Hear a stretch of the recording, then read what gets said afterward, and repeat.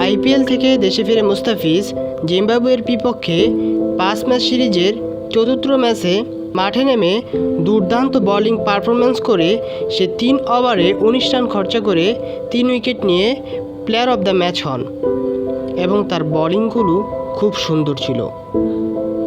মুস্তাফিজ এভাবে তার ধারাবাহিকতা ধরে রাখতে পারলে বিশ্বকাপে বাংলাদেশের জন্য সুখকর হতে পারে।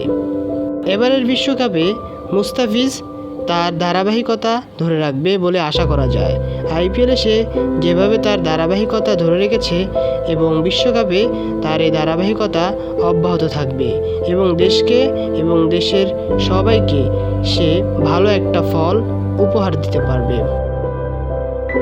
এবারের টি-20 বিশ্বকাপ হতে চলেছে ওয়েস্ট ইন্ডিজ এবং যুক্তরাষ্ট্র, এই দুই দেশ মিলে এবারের টি-20 বিশ্বকাপ আয়োজন করতে যাচ্ছে। খেলার সব আপডেট পেতে আমাদের চ্যানেলটির সাথেই থাকুন এবং যারা চ্যানেলটি এখনও সাবস্ক্রাইব করেনি তারা চ্যানেলটি এখনই সাবস্ক্রাইব করুন এবং পাশে থাকা বেল আইকনটি বাজিয়ে দিন।